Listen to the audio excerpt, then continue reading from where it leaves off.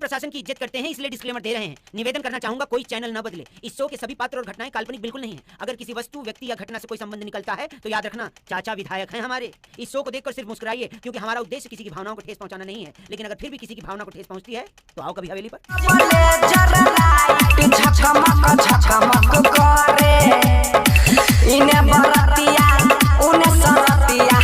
दोनों आपस में लड़े, डीजे के तार फोड़ दे लगा, कपार कान फोड़ दे लगा, दारू के नशा तोड़ दे लगा। मिलिए मनोज प्रेमी से। इनके दादा परदादा गांव में होने वाले भुइयां बाबा के पूजा में मानड़ बजाते थे और इनके बाबूजी कीर्तन में झाल। अर्थात मनोज बचपन से ही विभिन्न प्रकार के वाद्य यंत्रों से जुड़ा हुआ था। एक बार चौराहे पर ऐसे ही किसी ने उसे कह दिया कि एक गाना सुना, तब मनोज ने पहली बार भीड़ के सामने कुछ गाया।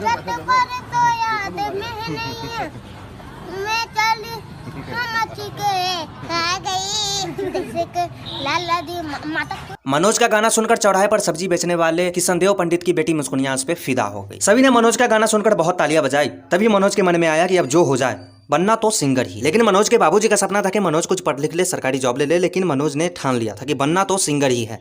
मनोज के बाप ने उसे कह रखा था कि अगर वो फेल हुआ तो उसकी गांड तोड़ देगा, और हुआ भी है। वो 10वीं में फेल हो। मनोज के पास अब सिर्फ 3 चीजें बची थी, गाना, गर्लफ्रेंड और गांड। उसने आंख मूंदकर फैसला किया और अपने गाने को बचाने के लिए अपनी गांड बचाते हुए गर्लफ्रेंड को गाँव में ही छोड़कर भाग गया। और भागने के बाद 6 साल बाद वापिस अपने गाँव लौट कर। बाप का गुस्सा शांत हो चुका था, लेकिन तब तक उसकी गर्लफ्रेंड मुस्कुनिया की शादी हो चुकी।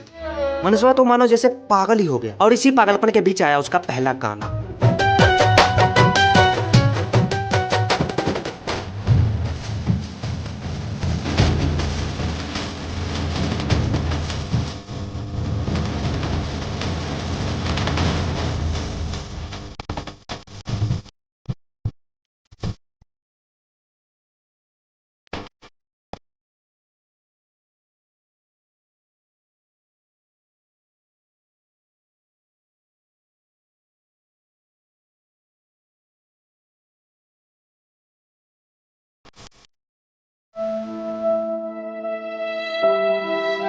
मनोज की मुस्कुनिया वापस तो नहीं आई, लेकिन आज वो हजारों मुस्कुनिया को नचाता है।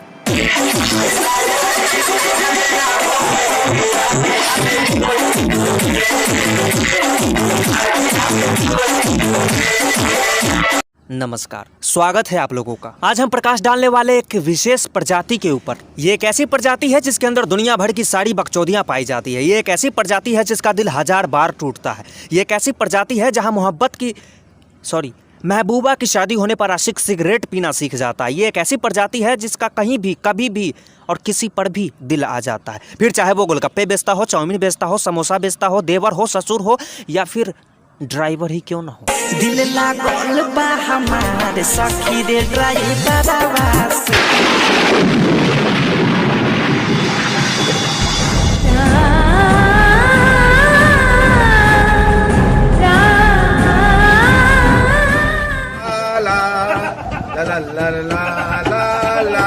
अभी जस्ट अभी आँख मरले उ तनी तनी हंस के, और तुरंत पता चलता है कि उसका चक्कर है। सखी रे ड्राइवरवा से।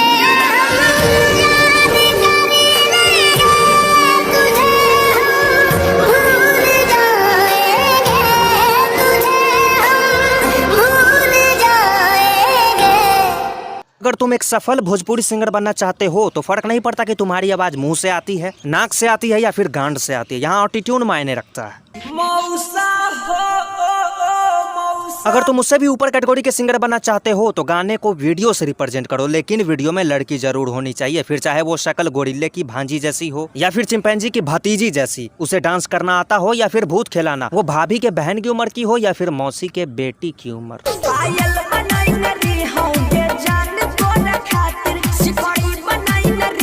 क्या हो रहा है? ये मौसी के लड़के के साथ वीडियो कौन बनाता है? मौत मुझे क्यों नहीं आ जाती है? मैं ये दिन देखने से पहले राजू तलवार मर क्यों नहीं जाता है? अब एक साधारण मनुष्य के यहाँ कोई मरता है तो वहाँ सबसे पहली आवाज क्या आती है? ये। लेकिन एक भोजपुरी आर्टिस्ट के घर पे कोई मरता है तो वहाँ सबसे पहली आवाज ये आती है।